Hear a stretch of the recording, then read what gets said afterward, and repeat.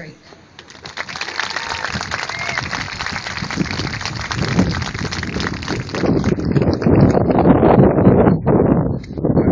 When I was asked to do this, I thought it was a great honor, privilege. But I thought I've had cancer for 7 months. I thought there'd be somebody that's been a survivor for 5 years, 10 years, 15 years, 20 years, or whatever. I feel like a rookie out here, and hopefully I can survive like some of you. I don't know who's survived the most here, but what a privilege to be able to talk to everybody and say what I have to say and what I feel. One thing I'll start with is emotions. Hall of Fame football coach from West Hancock, where I used to teach, told me after a basketball banquet when I had a son, he said, never, ever apologize for your emotions, because it means you care. My emotions will come out in a little bit. This year, I know Derek talked about Iowa. In the United States, 1,700,000 people will be diagnosed with cancer this year. 580,000 will die from cancer. Now, because I have lung cancer and I've never smoked, 29 of those 580,000 have died of lung cancer. They are the highest. Now, I know there's a stigma because you've smoked all your life. You maybe deserve lung cancer. Nobody deserves lung cancer. Last Saturday, I buried my father. My father died of cancer 2 weeks ago. He had smoked for 58 years. He was 76 years old. I tried to get him to stop smoking. When I received the call last August that my father had lung cancer, I looked at my wife and I said, I've been waiting for this phone call. I didn't feel sorry for him. I wanted to ask him, Dad, 58 years of smoking? Did you not think something would happen health-wise? No, don't get me wrong.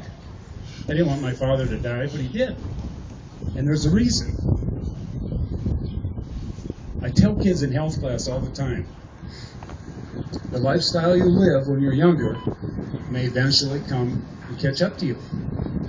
You think you can smoke when you're 19, 20, 21, 22, and continue to smoke?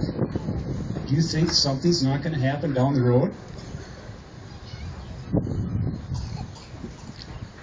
Now I'd like to talk about, I love coaching, and my 28 years are over. I always talk about the team. It's what's best for the team, not the individual. What can you do to make the team better? Not what can the team do to make you better. My team has changed. I no longer have athletes to coach. My team now is 2 oncologist doctors, another member of my team is my wife,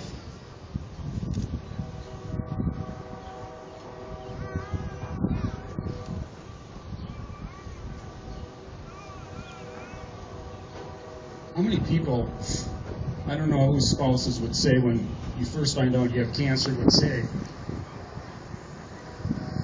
I wish it was me. That's what my wife said to me the first day we found out. I don't know if I would have said that if she had cancer. What a team player. Not only that, she resigned her job so that I could travel. Now I know she's in a field, she's a physical therapist, she'll be a traveling therapist.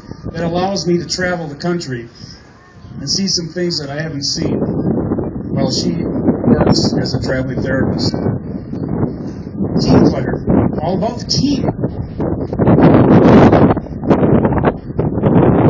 My former athletes, there's some here today.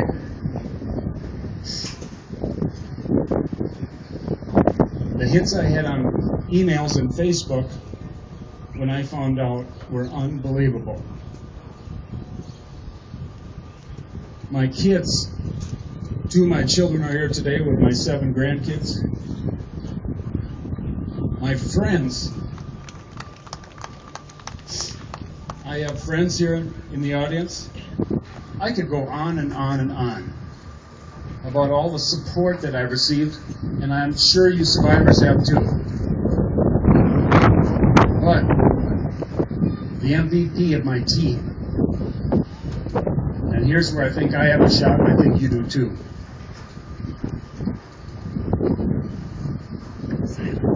My MVP is God.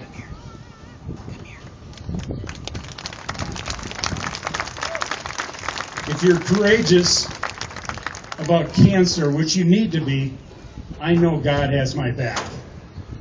And I know He has your back too. I would like to finish with something that Jim Valvano said in his famous 1993 ESPY speech. He died of cancer also 6 weeks after he gave a speech. I'm not going to go into, you can see it on YouTube. But he said one thing. He said, never, ever, ever give up. I told my players this all the time. Now it's in my lap. It's in your lap. You have all the support. Why would you give up? Miracles happen every day. And prayer is very, very powerful. So, I know it's easier said than done. I know how some of you have felt when you have chemo and you don't feel very good. But I'm a competitive person. When a doctor tells me you're 2.5 years, that upsets me. So I'm going to try to beat this with all my support, with my new team. And I want to be on Dr. Phil someday. You beat cancer?